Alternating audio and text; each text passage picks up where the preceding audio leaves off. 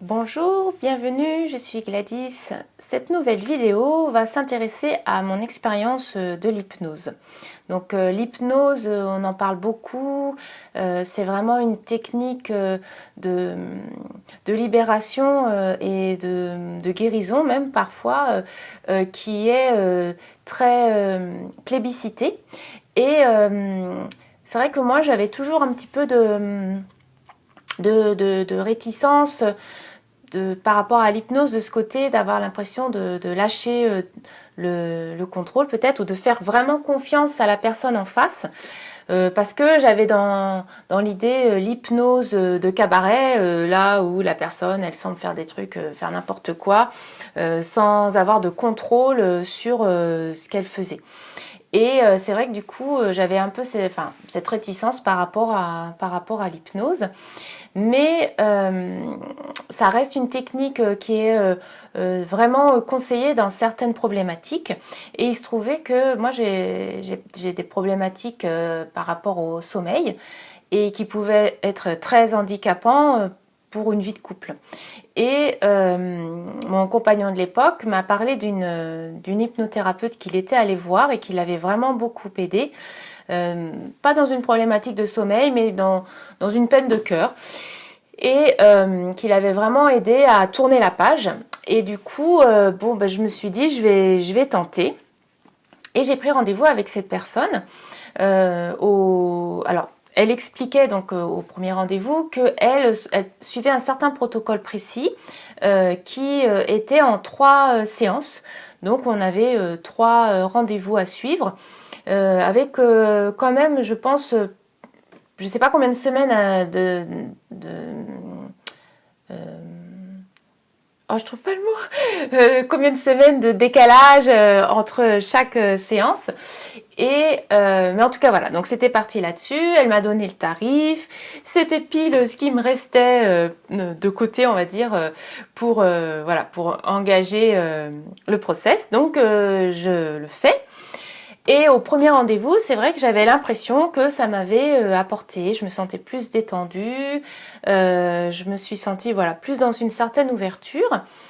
Et ensuite, je suis allée au deuxième, et puis au troisième. Et là, pour le coup, après le deuxième rendez-vous, j'ai eu l'impression que c'était pire. Je me sentais plus en rétractation.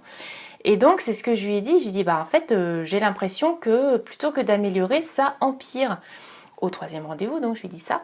Et alors, elle était assez surprise et elle me dit peut-être que ça fait partie du nettoyage, donc vous me direz pour après. Donc, on a fait la 3e séance et c'est presque un peu retour au point de départ. J'ai vraiment pas eu l'impression que ça avait fait grand-chose et donc j'étais restée sur ma faim parce que mes problèmes étaient toujours là.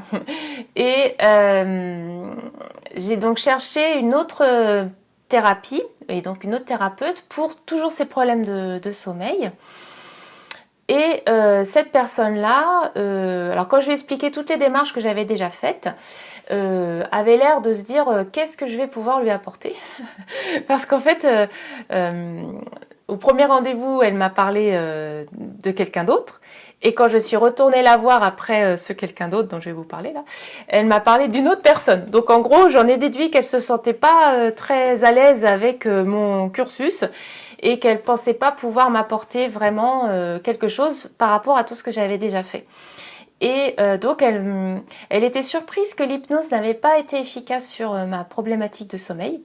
Et elle m'a proposé d'aller voir une autre personne qu'elle connaissait et qui lui semblait être une référence, en me disant que peut-être que ça n'avait pas fonctionné ce que j'avais fait avant parce que la personne avait une technique différente ou voilà, elle remettait un peu plus en cause éventuellement les compétences de l'hypnothérapeute que j'avais été voir plutôt que l'hypnose en elle-même. Et donc bon, je lui ai fait confiance, j'ai pris rendez-vous avec cette personne et donc voilà, ça s'est passé, il y a eu la séance.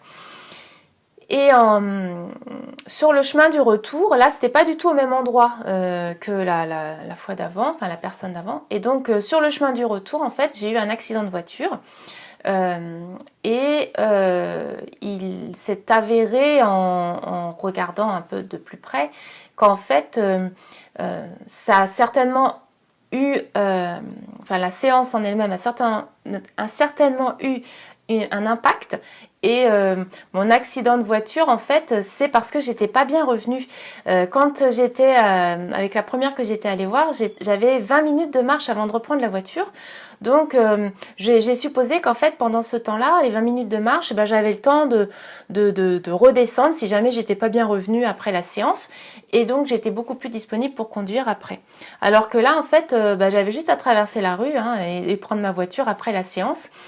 Et moi, je m'en rendais pas compte, mais en fait, j'étais pas bien revenue, ce qui fait que j'étais pas vraiment consciente de la route.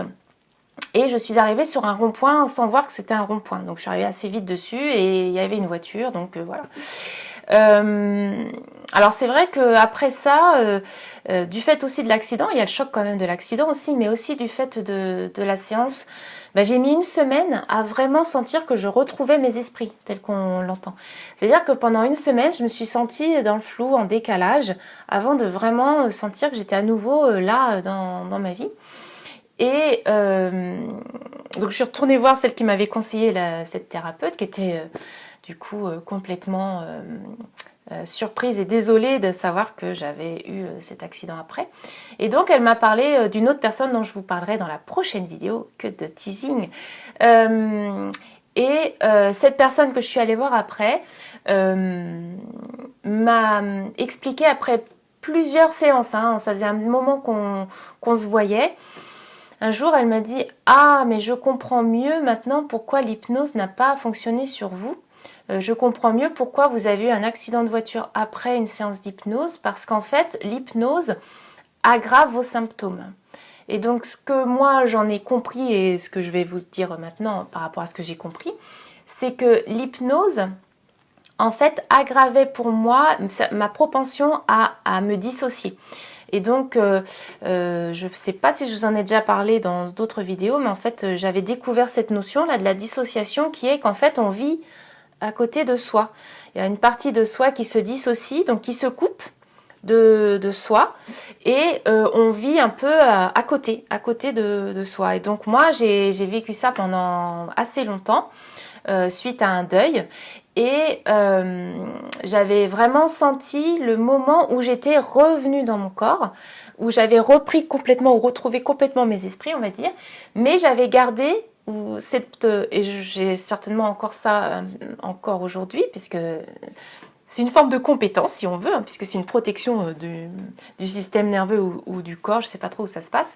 Mais enfin, donc j'ai cette propension de me dissocier, donc de sortir, de devenir un peu étrangère à ce qui se passe et à me couper de certaines parties de ce que je vis. Et donc l'hypnose en fait aggravait ça, et elle m'a dit c'est pas forcément quelque chose de définitif, ça veut pas dire que l'hypnose ne sera pas quelque chose que je ne pourrai jamais faire, mais tant que je n'ai pas dissous la cause ou le trauma, ce qui a fait que je pars en dissociation dans certains contextes, eh bien en fait l'hypnose va aller appuyer là-dessus, et donc c'est pas du tout conseillé que je continue ou que j'en fasse. Et donc le bilan que je vais faire, c'est que j'en ai pas refait depuis. Là, j'ai fait ces séances d'hypnose vers fin 2013 et 2014, début 2014. Et donc, j'ai pas du tout refait depuis, même si j'avoue que je commence à y ressonger un petit peu, parce que, par exemple, il y a des choses en auto-hypnose où je trouve ça intéressant. C'est un peu comme si on nous racontait, ça paraît être comme de la relaxation, on raconte certaines histoires, et je sais que j'avais entendu parler d'un livre de 30 contes qui est en fait de l'auto-hypnose, et ça m'avait vraiment intéressée, j'avais envie de l'acheter, mais voilà, je sais que j'ai... Alors peut-être qu'en auto-hypnose, ça fait moins les effets qu'en hypnose avec un thérapeute.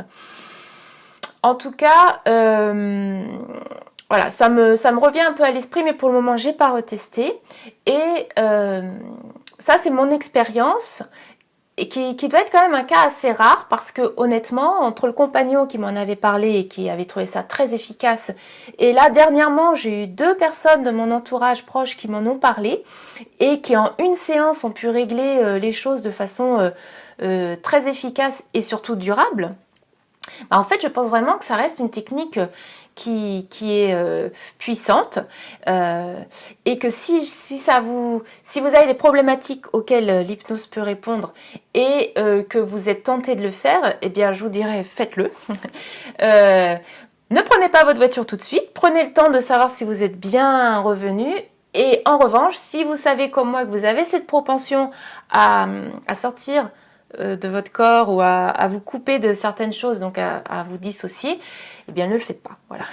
Tant que vous n'avez pas réglé le problème qui fait que vous vous dissociez, eh bien ne faites pas l'hypnose pour ne pas vous mettre dans un état plus important des dissociations plutôt que de régler le problème. Donc ça, c'est mon retour d'expérience sur l'hypnose. Donc j'espère que ça vous a apporté des éclairages utiles.